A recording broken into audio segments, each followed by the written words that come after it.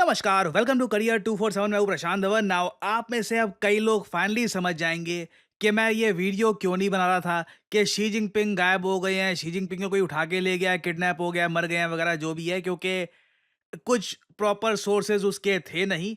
Xi Jinping China में ही थे और रिसेंटली जो एससीओ कंट्रीज है इनके विदेश मंत्री जब पहुंचे चाइना में एससीओ मीटिंग के लिए, तो जयशंकर साहब से मिलने के लिए यहाँ पर शी जिनपिंग आए।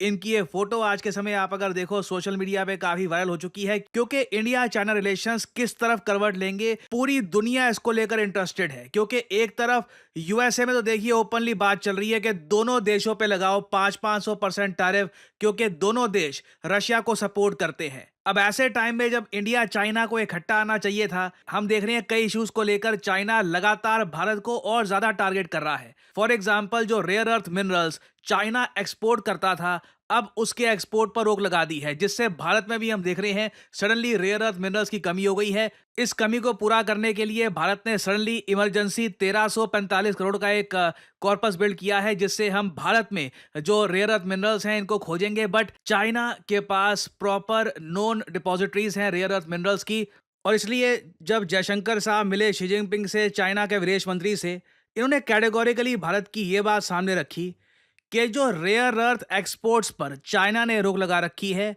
ये नहीं करना चाहिए। इससे रीजन को ओवरऑल लॉस होता है, ट्रेड रिस्ट्रिक्ट होता है। और यहाँ पे आप देख पाओगे, As neighboring nations and major economies in the world today, there are various facets and dimensions of our ties. Measures towards normalizing our people-to-people exchanges can certainly foster mutually beneficial cooperation. It is also essential in this context that restrictive trade measures and roadblocks are avoided. I hope to discuss these issues with you in further detail. ना restrictive trade measures में obviously जो ये rare earth exports है China ने जो रोक दिए हैं वो आता है। उसके अलावा भारत में फॉक्सकॉन अपनी मैन्युफैक्चरिंग बढ़ाने के लिए अगर मान लीजिए चाइनीज इंजीनियर, चाइनीज साइंटिस्ट को लाना चाहता है, उसमें भी चाइना ने काफी बार रोक लगाई है। बेसिकली चाइना हर तरफ से भारत की प्रोग्रेस रोकने की कोशिश कर रहा है। और देखो जयशंकर साहब वहां पर गए चाइना में, ये बात ओपनली चाइना के सामने रखी। इसके रिस्पॉन्स में कई देखो x.com पे सोशल मीडिया पे ना प्रो चाइना अकाउंट आपको मिल जाएंगे। ये चाइना की बहुत, मैं कहूँगा मीडिया मैनेजमेंट कमाल की है इन लोगों की। अपने लोगों तक बाहर का मीडिया पहुंचने नहीं देते, और बाहर के लोगों तक चाइना की आवाज पहुंचाने के लिए खूब सारे अकाउंट्स खोल रखे हैं जो अग्रेसिवली सामने वाले कंट्री का विरोध करती हैं। फॉर एग्जाम्पल मैं देख रहा था कई अकाउंट्स हैं, वो लोग ये कह रहे थे कि जयशंकर साहब ने यहाँ पर ये कहा है कि रिस्ट्रिक्ट मत करिए रेयर अर्थ एक्सपोर्ट्स। अच्छा ठीक है, अगर आप ये चाहते हो तो इंडिया लिफ्ट क्यों नहीं कर देता ban on Chinese apps first. इनको अभी भी दुख लगा हुआ है कि टिकटॉक और दुनिया भर की जो चाइनीज एप्स बैन कर रखी थी वो इंडिया की जो ग्रोइंग मार्केट है उससे बिल्कुल वंचित रह चुकी है। सो अगेन यूएसए को ऑब्वियसली यहाँ पे एक बहुत ही बड़ा एडवांटेज है कि चाइना की जो पॉलिसीज है अगेंस्ट इंडिया, ये इतनी ज्यादा एक तरफा है कि दोनों कंट्रीज के बीच में रिलेशन नॉर्मलाइज कर पाने के लिए ना कोई मिराकल ही लगेगा, कोई अपने आप में कोई अजूबा होगा तभी रिलेशंस ठीक होंगे, नहीं तो बहुत सारी प्रॉब्लम्स हैं। पाकिस्तान का इशू है। आई मीन फॉर एग्जांपल अगर हम बात करें एससीओ की, कई लोग ये भी क्वेश्चन पूछ रहे थे कि जयशंकर साहब एससीओ समिट में गए भी क्यों। क्योंकि आप सबको याद होगा कि एससीओ अकेला ग्रुप है जहां पर पहलगाम आतंकवादी हमले को, एक्चुअली कहना चाहिए पहलगाम मैसेकर को, कंडेम नहीं किया गया। आप सोच कर देखिए कितने लो लेवल की पॉलिटिक्स है कि एक आतंकवादी हमला हुआ है, 79 लोगों को मारा गया है, पाकिस्तान को बुरा ना लगे इसके लिए इस बड़े आतंकवादी हमले की निंदा नहीं करी गई। और रीसेंट जो ब्रिक्स समिट हुआ है ब्राजील में, वहां पर हमने देखा कि ओपनली इस अटैक की निंदा करी गई है।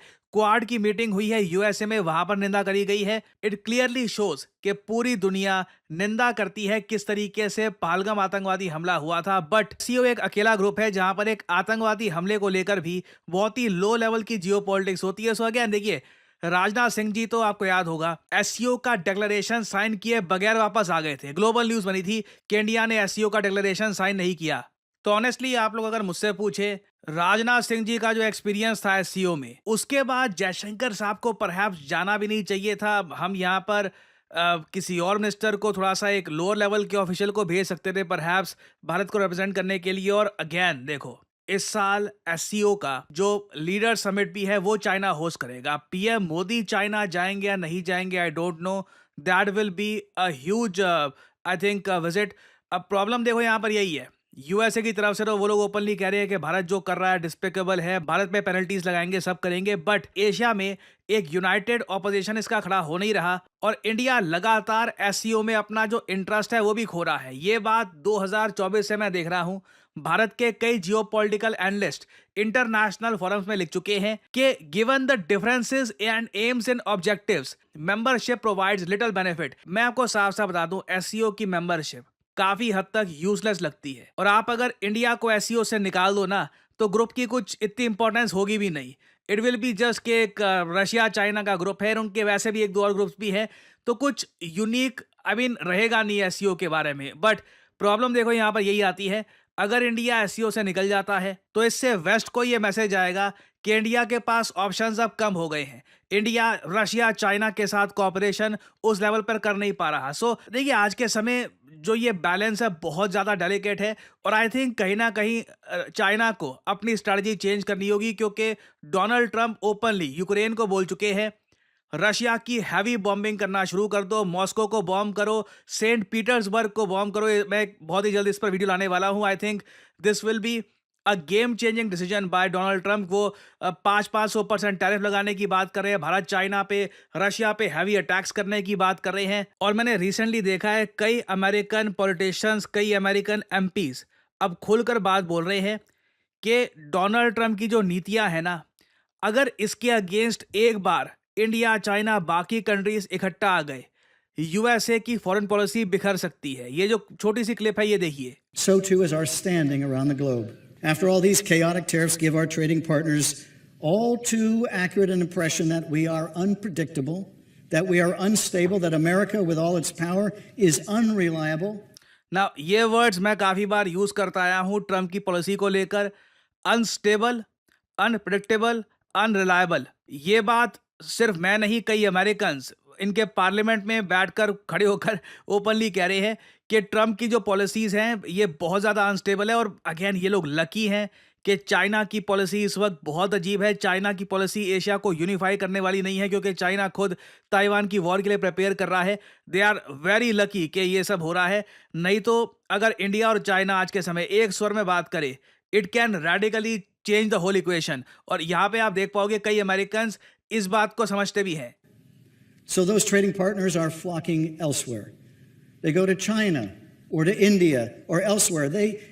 The fact is we have so alienated even our closest friends and allies that some countries like Canada have gone beyond reciprocal tariffs to a downright boycott of American goods, devastating American farmers, small businesses, and consumers alike.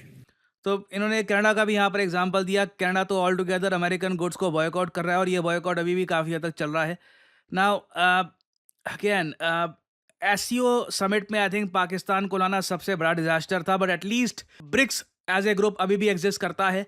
BRICS ने recently Trump के tariffs की काफ़ी निंदा करी है और अभी आने वाले समय में व्लादिमीर पुतिन की जो विजिट होगी to India, I think that will be very important. और अभी आने वाले कुछ हफ्तों में रशिया पे बड़े अटैक्स होने वाले हैं यूक्रेन के। अगली सीन्स बहुत ज़्यादा खराब सीन्स आएंगे। मैं बहुत ही जल्द आपके लिए वीडियो लेके आऊँगा जो इम्पेंडिंग अटैक यूएस करवाएगा मॉस्को पर, पीटर्सबर्ग पर। ये हिस्टोरिक होने वाला है। It will be very interesting video, वो वीडियो ज़रूर देखिएगा। और फाइनली यहाँ पे आप लोगों से एक क्वेश्चन पूछूंगा, रिसेंटली वो कौन सा देश है जिसने दुनिया का पहला ट्रेडिशनल नॉलेज डिजिटल लाइब्रेरी का एक पोर्टल ओपन कर दिया है?